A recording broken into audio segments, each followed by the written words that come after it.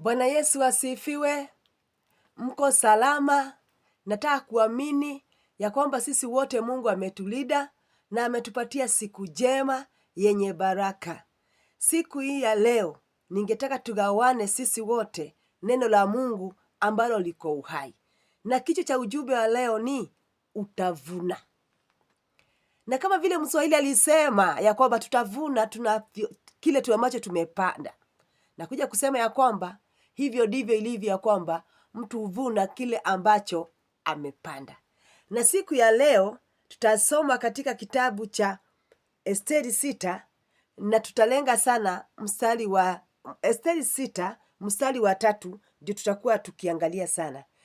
Na tutasoma saa hii na Mungu atatubariki. Mfalme akasema, je, ni heshima gani au jaha gani Mordekai alifanyiziwa kwa ajili ya hayo? Watumwa wa mfalme waliodudumu wakamwambia, hakuna alivyofanyiziwa. Hapo mbili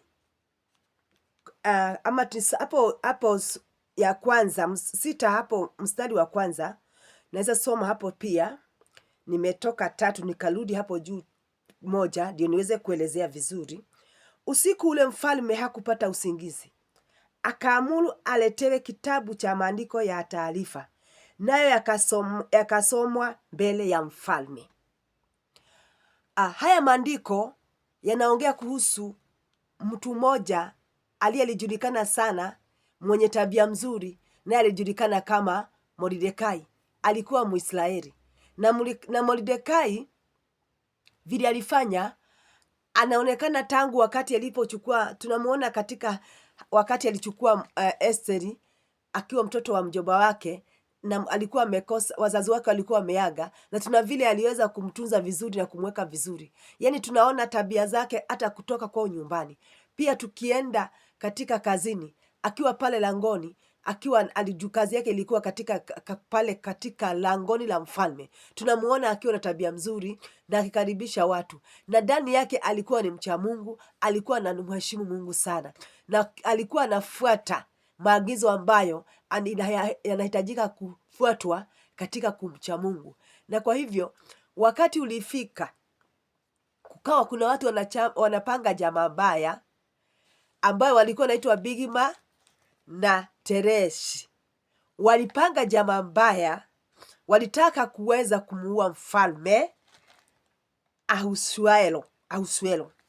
Walitaka kumuua, lakini yeye alisikia yale maneno na yakamkela, akasikia vibaya na akaona sio vizuri kufanya hivyo, kumuua mfalme, maana hakuwa inafaa. Na kwa hivyo aliweza kujua vile hilo jambo litapangwa vizuri kusiwe hivyo, na kwa hivyo aliweza kustaki ile jambo kwa njia ambayo ilikuwa imefaa. Na kwa hivyo hiyo kitu ilifurahisha mfalme sana, na ikawa imenakiriwa mahali na ikaikwa ikiwa ni kitu cha ukumbusho. Na sasa hapa tunaona mfalme, Mungu siku moja juu yeye Mungu anakumbukanga watu wakati wowote ule. Tunaona Mungu akiweka lile wazo ndani ya mfalme, mpaka maandiko yanasema mfalme alikosa usingizi. Na kwa nini Mungu alifanya akose usingizi? Maana wakati wa kuheshimisha ama wakati wa kulipa Mordekai sababu ya matendo yake mazuri ulikuwa umefika. Nataka kusema nini nikikwambia wewe kile ambacho umeshaifanya kizuri na kikawa ni kama kimesahaulika, kikawa ni kama hakionekani kama kilikuwa na maana, Mungu anakiwekanga mahali pazuri pasiri, na wakati unapofika, wakati unapofaa, Mungu kuja na anafanya ulipwe ulichofanya. Na kwa hivyo wakati huu mfalme, ule usiku Mungu alikuwa ameamua wakati umefika wa kumheshimisha ama kufanya Mordekai aweze kulipwa mazuri aliyotenda. Aliweza kufanya mfalme asilale. Mfalme Mordekai anasema ya kwamba usiku mzima, usiku kucha hakulala kamwe. Mungu alikuwa anamfanya akumtayarisha na kumfanya apate ukumbusho. Wakati umelala huwezi kumbuka mambo, lakini wakati umeamka na uko katika silini mwako bila watu namsumbua. Ni mfalme hakuwa katika mahali ambapo angesumbuliwa na watu, ni katika mahali yake ya kupumzika katika kitanda. Hapo ndipo Mungu alimtembelea na kumkumbusha kwamba je, Mordekai alifanywa nini, na akatumana kitabu kiangaliwe. Akauliza swali, je, Huyu Mordekai aliyefanya mambo mazuri alifanyiwa nini? Akauliza hivyo.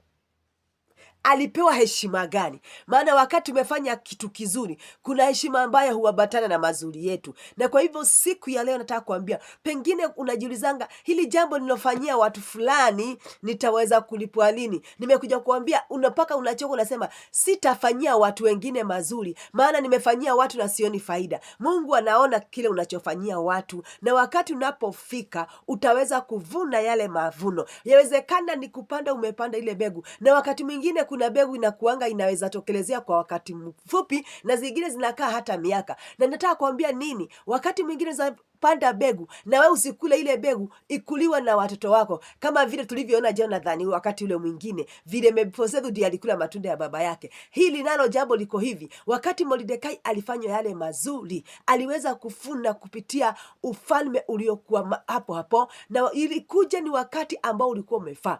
Nataka kusema wakati unaofaa kuvuna wewe ndio utakapofuna, wakati Mungu amepanga. Maana wakati huu Waisraeli walikuwa wanateswa, maana walikuwa wanamcha Mungu na walikuwa wamekatazwa, walikuwa naomba na walikuwa nakatazwa, maana walikuwa wanahitajika kuenda kuomba kupitia kuinamia miungu, lakini wao walikataa na wakasema wataomba Mungu ambaye wanajua ni ukweli, Mungu wa Israeli. Na ile jambo watu kama Haman hawakufurahisha vile Haman walikuwa wamepanga jama juu wako wanafurahia Waisraeli vile wanaomba, na wakafanya jama mbele ya mfalme na kumsukumia atoe masheria ambazo zitakuwa ngumu kwa kina wana wa Israeli waliokuwa mahali pale. Akasema watu wao ikifika msafrani wanaenda wanainamia mfalme, na lili jambo likawa ni jambo ambalo likawa ngumu kwa Wanaisraeli kulifanya. Na kwa hivyo Mordekai anaonekana akistakiwa ya kwamba ati yeye hafuati masharti ambayo imeamrishwa, na yeye akawa msimamo wake ulikuwa wa kwamba anaomba Mungu wa mbinguni. Na kwa hivyo ikafika Haman kuweza kumsukumia ndiye aweze kukuawa.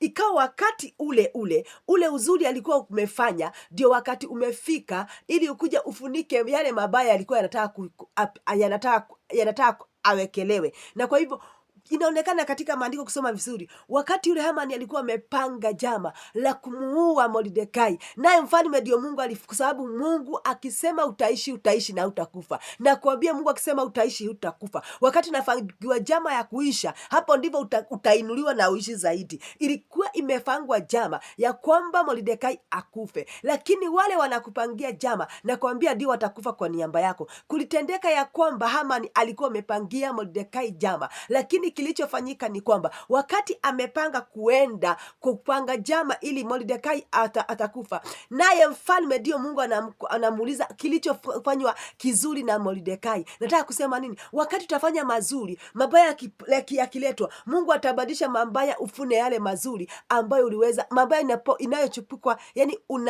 pangiwa mabaya, lakini Mungu atafungua kitabu cha yale mazuri, afunike yale mabaya umepangiwa na uweze kuinuliwa. Na hivyo ndivyo kulifanyika katika maisha ya Mordekai. Mfalme akamkumbuka. Wakati afika ya kwamba Mungu ndiye atakutetea. Hapa hakuna mahali Mordekai anakujia. Hapa katika anga ya kiroho ni Mungu anaingilia kati, ananenea mfalme, naye Haman akienda na mapepo yake ya kutaka kuangamiza Mordekai, Mungu anamtetea. Nataka kuambia wakati utafika, sababu matendo yako mazuri ndiye atakutetea. Wakati shida sitapangwa juu yako, wakati mabaya yatapangwa juu yako, Mungu atakuja kukutetea, na hakuna wewe kitu utakuwa ukifanya. Utakuwa unakaa hivyo, naye Mungu anakuja na kupigania vita. Nataka kusema siku ya leo, Mordekai alipokuwa amepangiwa ati huu ndio wakati wa kukufa, kumbe Mungu naye ameshanenea mfalme ya kwamba wakati wa kumheshimisha aliyefanya mazuri ndio huu. Nataka kusema nini? Wakati Mordekai wakati Haman anataka kuingia kwa mfalme ili aweze kuchora vile Mordekai atakufa, ndiye nao mfalme anamtafuta yule Haman aweze kumwambia tutafanya nini mtu ambaye amefanya mfalme mambo mazuri, na akifikiria ni sababu ya roho ya kujipenda, kama vile wengi wetu tunakuwa na roho ya kujipenda. Akasema mazuri yale yatafanywa yule mtu, akidhani ni yeye mfalme anataka kuheshimisha. Hakunajua mfalme hakuna kitu hajui kasiri. Akasema ya kwamba afandishwe katika gari la mfalme, katika gari la mfalme, na aweze anavalishwa nguo za ufalme na asungushwe akiambiwa hivyo ndivyo mfalme anafanyanga watu wale ambao ni wazuri. Na ikawa hivyo akaambiwa hivyo umesema, wacha na uifanye mtu anayetoa Mordekai. wanaokufangia jama, ulimi wao utabadilishwa. Kile walikuwa wamefanya watasema juu yako, wataamrishwa waseme kile ambacho ni cha kukuheshimisha, ni ya kufanya uwe ujulikane zaidi. Wakifikiria watakuja kukufunika, watafanywa wakuinue ujulikane zaidi, kwa maana unamcha Mungu. Na kwa hivyo sababu Mordekai alikuwa amemcha Mungu na alikuwa anaheshimu Mungu wa ukweli na hakuwa anajichanganya, alikuwa anatenda mazuri. Hata wakati amefangiwa mabaya, hakuna wakati aliweza kumumaliza. Badala ya mumalize, aliinuliwa. Na kwa hivyo huyu ni Mordekai ambaye tunaona katika wakati mwingine hapo mbeleni. Huyu msichana ambaye anaitwa Esteri ndiye alimchukua akiwa mchanga. Ninaona katika familia, wakati mzazi amekufa, huyu mtoto alikuwa hana wazazi, wamekufa katika uchangani mwake. Ninaona katika familia watu wakishindwa, nani huyu atachukua huyu mtoto akae na yeye. Na wakati mwingine inakuanga ngumu watu kuona huyu mzigo nimebebeshwa wa kuishi na huyu mtoto maisha yake yote, nimwelimishe, nimbalishe, nimpate kumpatia chakula na mavazi na kila yani maisha yake yote iko mkononi mwangu. Na watu wengine hujitenga na kuona jambo hili ni ngumu, na kwa hakika inakuaga jambo ngumu. Lakini Mordekai alikuwa na roho ingine kubwa. Aliweza kuchukua ile mtoto msichana wa Jobawe, na alipochukua yule mtoto aliweza kumchukua kama wake na kumlea. Tunamuona akimfundisha tabia mzuri, tunamuona akimlea vizuri, na pia tunamuona akimtakia mazuri.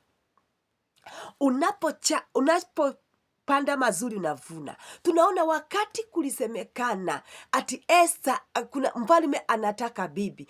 Kulisemekana mfalme anataka bibi. Esther alikuwa mmoja wa kupelekwa, na ili aweze kuwa mmoja wale wachachaguliwa, na alimpatia mashauri. Kwa nini akampa mashauri? Maana aliamini ya kwamba atashinda, na alitamani sana Esther ashinde. Ndani yake alimtakia mazuri, na pia aliamini atafanyika. Hata kama wale walikuwa Waisraeli, aliamini hata kama Esther ni Mwisraeli ataweza kushinda. Na kwa hivyo naye Esther, sababu alikuwa mzuri pia, alikuwa na tabia mzuri, aliweza kufuna alichopanda. Maana kama alikuwa msichana wa kutangatanga, hakuwa na heshimu Mordekai, hakuwa na msikia, hakuwa na tabia mzuri, hangeweza kuwa afikishwe katika mbele ya mfalme. Na kwa hivyo hata yeye Esther aliweza kufuna kile alichokuwa amepanda. Tunamwona hapo ya kwamba alikuwa mtu mcha Mungu, msichana ambaye alikuwa pia amemheshimu Mungu, na alikuwa mtu wa kusikia vile anaambiwa. Na hivyo ndivyo hata akipatiwa mashauri, hata kule ndani wakati walikuwa wengi ambao walikuwa kati yao mfalme achaguliwe mtu mmoja, na katika kati ya wale wasichana Esther alinyakulia ushindi. Maana hata yeye aliweza kunyenyekea, aliweza kusikiza maagizo alipoagizwa, na tunaona hata alikuwa na hekima ya kuuliza msimamishi wa huko ndani wa mwenye alikuwa anawachunga, ni kitu gani ambazo naweza fanya, ni mafuta gani naweza jipaka ili niweze kuwa mzuri wa kukubalika mbele ya mfalme. Wacha nikuambie kitu kimoja, unachopanda we utavuna. Esther aliweza kupanda ndani yake uvumilivu, na kweli aliweza kuvuna ule uvumilivu. Aliweza kwenda katika mpangilio unaofaa, na kweli aliweza kuvuna. Na kwa hivyo hata wewe pale ulipo, katika ile hali ulio, hata kama kwenu kulienda hivyo hivyo, na pengine wengi wamepitia mateso, wasichana wamepitia mateso, wamama wamepitia mateso, vijana wamepitia mateso, hata wengi waliweza kutoroka na kwenda kukaa mitaani, maana waliachia watu ambao waliwatesa, walishindwa. Ole wako wewe ambao wazazi wako walienda, lakini uliwekewa katika mikono ya watu ambaya wenu ambao walikutesa. Wengine wakanyakua mali ya wazazi wako, wakaweza kuuza yote na hukuelimika. Nataka kukutia moyo siku ya leo ya kwamba hata kama watu wenu walikufanya mabaya, Mungu wetu atakuja kukuinua. Najua wengine ni watu wengi wako na kilio sahi, maana watu wamekuwa kama wanyama, wamejipenda zaidi. Wakati watoto wazazi wao wamekufa, watu wanachukua ile nafasi na kujipenda. Lakini nimekuja kukuambia ya kwamba hata kama watu wamefanya hivyo, Mungu ukiendelea kufanya tabia mzuri, Mungu atakuja kukutetea na kukuonekania. Na kwa hivyo Mungu akamuonekea Esteri kwa njia ya Mordekai, na akawa ndiye atakuwa bibi ya mfalme. Na yeye Mordekai pia kwa sababu ya tabia zake mzuri, badala ya kufa wakati alikuwa pale, alihesimishwa. Na sababu ingine lilifanyika sababu ya tabia zake mzuri. Hilo ni jambo lingine la tatu la Mordekai, maana alikuwa katika rangoni na tabia mzuri, akikaribisha watu na kuwaheshimisha, na hata kufanya kazi yake vilivyo. Anafanya kazi mzuri mpaka anagundua wale wamepanga jama kuhusu mfalme. Wakati wake walipofika wa kuheshimishwa, maana wakati huo kitabu hiyo mambo yalisomwa, alisemekana sasa wakati wake wa kuinuliwa umefika. Walikuwa wamepigwa na akina Haman sababu ya kuomba, na Haman alikuwa amesema Wanaisraeli wataisha, lakini badala ya kuisha ni kuishi, waliishi miaka mingi. Waliweza hata kupewa uhuru uliokuwa wamefungwa, waliweza kupewa uhuru sasa kuabudu Mungu wao bila kuogopa, bila kuulizwa na mtu. Walipopanda roho wa kuomba wabandala, kwa sababu waliomba Mungu wa ukweli, hawakuachana na maombi, waliweza kufuna matunda ya maombi yao, waliweza kufunguliwa milango. Mordekai aliweza kuinuliwa. Mfalme akasema ya kwamba kuna cheo ambacho amempatia baada ya vita na kusimama imara katika imani yake na katika kuamini kwao kwa Mungu. Milango iliweza kufunguliwa na wakawa wameinuliwa. Nataka kusema ya kwamba ulipopanda wewe utafuna matunda mazuri, kwa sababu umepanda matunda mazuri. Na kwa hivyo tujifundishe kupanda matunda mazuri, ndio sasa tuweze kufuna. Utatenganishwa na mambo mazuri, maana wewe hauwezi kuwa katika mambo mazuri katika pole. Utaweza kutenganishwa na mambo mabaya, maana wewe umekaa maisha yako yote unakaa katika mambo mazuri, unaenda katika njia nzuri, unafuatananga na watu wale wazuri, unakaa tabia zako zinaonekananga ni nzuri. Hayo ndio mavuno utakayokuwa utaweza kuyafuna. Na kwa hivyo siku ya leo nataka kukuambia ya kwamba utaweza kuheshimishwa kwa sababu ya tabia zako mzuri, utaweza kuheshimishwa. Naomba Mungu akuheshimishe kwa sababu ya jambo pengine ulilolifanya na bao watu hawakulijua. Naomba uweze kutambulika. Pengine umekaa pale umefinyiliwa, lakini kwa sababu ya tabia zako mzuri, naomba ukaweze kuheshimishwa na ukaweze kukubalika na uzaweze kulipwa na maisha yako ikaweze kuinuliwa, sababu ulipanda mazuri. Ninaomba maisha yako ukaweze kuinuliwa, ukaweze hata kuvalishwa vizuri. Umekuwa katika kiwango cha chini, ukainuliwe na kuvalishwa vizuri, ukaweze kuingia milango ambayo huku unafikiria unaweza ingia. Mordekai alikuwa tu anakaa langoni, lakini kwa sababu ya tabia zake mzuri aliweza kuingia ndani kwa mfalme kula na kunywa. Tabia zako mzuri zikakufungulia njia.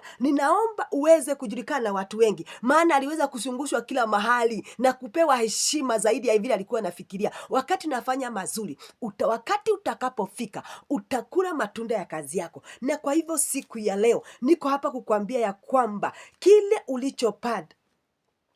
ulichopanda utakipanda na utafuna na furaha. Ulipanda na uchofu, ulipanda na watu hakuelewa, lakini utaweza kukifuna ukiwa na furaha. Usiku ule mfalme hakulala, na hata wewe kutafanyika ya kwamba watu watafanywa wakae hivyo wakufikirie bila kufanya chochote kinachowahusu. Watalipa gharama juu yako. Na kwa hivyo endelea kuomba Mungu ukimwamini unataka kimbali. Endelea ukiamini Mungu ukimwambia unataka kimbali. Endelea ukiambia Mungu wakati utakapo na kuvumilia mpaka wakati utakapofika, ndio Mungu aweze kukuinulia, ndio Mungu aweze kufungulia milango, aweze kukuinua. Na kwa hivyo wewe ulifanya mazuri mpaka umechoka, nimekuja kukutia moyo. Usife moyo, jitie nguvu, endelea kutenda makubwa na mazuri ambayo unatendea watu, na wakati unapofaa Mungu atafanya uvune. Ninaomba ukaweze kufuna mazuri ambayo uliweza kufanyia watu, na Mungu akubariki, akutie nguvu. Unasikia kama uko chini maana umefanyia watu na hakuna kitu anakufanya. Nataka kuambia Mungu anakukumbuka, na Mungu ameona kile umetenda na anakuja kukulipa. Bwana Yesu akubariki. Mungu wetu akutendee mema na azidi kufungulia milango na kupatie kimbali katika jina la Yesu, ukiendelea kufanya mazuri kama vile Esteri alifanya na Mordekai alifanya, na mwishowe wakainuliwa. Mungu akuinue na akutendee mema katika jina la Yesu. Amen.